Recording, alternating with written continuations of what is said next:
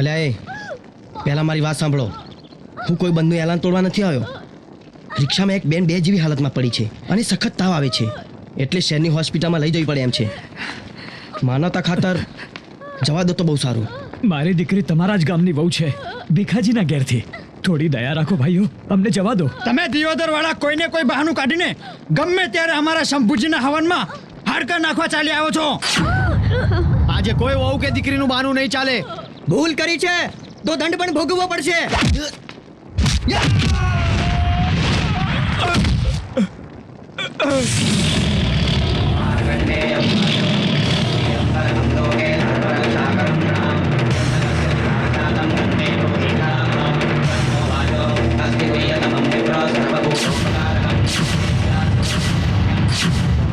તમને ખીમાળાવાળાઓને પોતાના ગામની વહુવાળોની જિંદગીની કિંમત નહીં હોય, પણ દિયોદરના ઠાકોરને એની મા બેની જિંદગી પોતાના જીવ કરતાં પણ વધારે વાલી છે. હવે કોઈ આગળ ના વધતા, નહીં તો એક તો શું 100 ગુંડાઓને ઉભાને ભાવ વેતરી રાખીશ.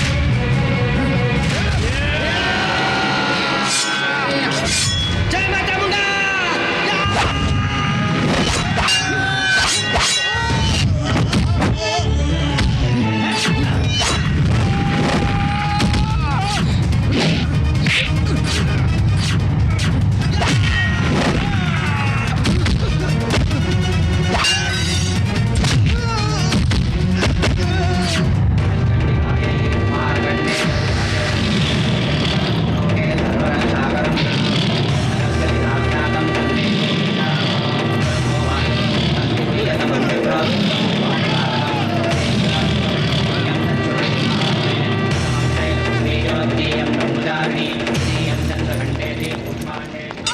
ધીરજ રાખ બેટા.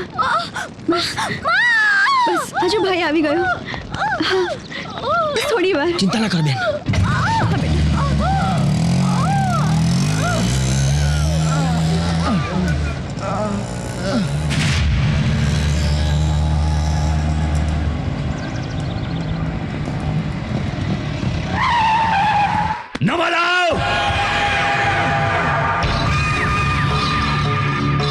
ફક્ત એક માણસે તમને આટલા બધાને ધૂળ ચાટતા કરી દીધા.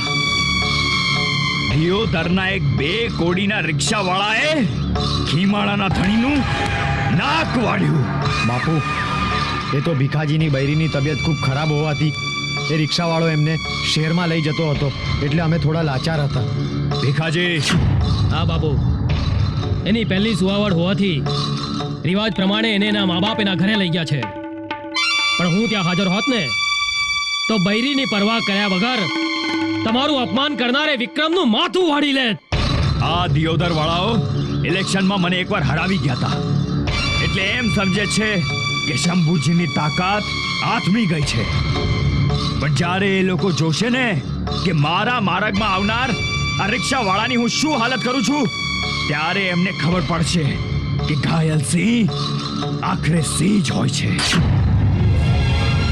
વિક્રમ, સૌથી પહેલા તું મોઢું મીઠું કર.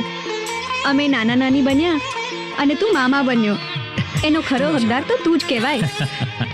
કાશીબેન, એને ફક્ત તમારા જ ઘરની નહીં પણ આખા ગામની આબરૂ રાખી છે અને શારદાબેનના કુટુંબની ખુમારી જાળવી રાખી છે. એની માના ધાવણને ઉજાળ્યું છે. હા મુખી બાપા, ભગવાન તને લાંબી આવરદા આપે. ચાલો ચાલો, આપણે હજી આખા ગામમાં મીઠાઈ વેચવાની છે અને રવજીભાઈ તમે નાના બને એની ખુશી વ્યક્ત કરીએ. ચાલો ચાલો ભાઈઓ, ચાલો ચાલો ચાલો. કેવડ આવ્યો છે દીકરા. માં ફરી પાછી રડવા માંડી. ના મારા દીકરા, હું રડતી નથી. આ તો હરખના આંસુ છે મારા દીકરા.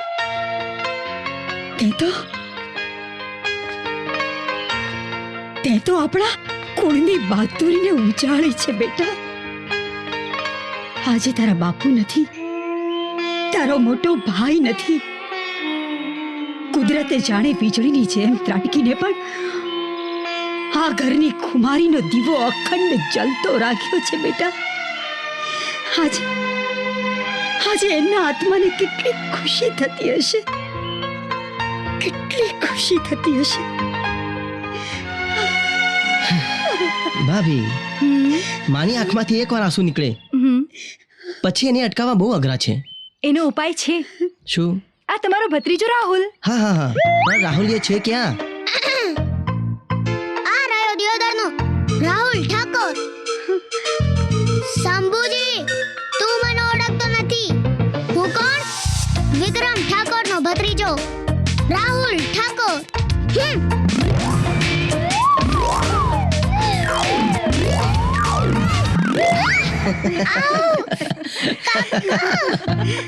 કાકા, અલ્યા રાહુલિયા, આ મૂછો કોણે લગાડી? અરે કુણે આટલા આ મથુર ભાઈએ લગાડી. આ વંશની પરંપરા તો થોડી આગળ વધારવી પડશે કે નહીં હે?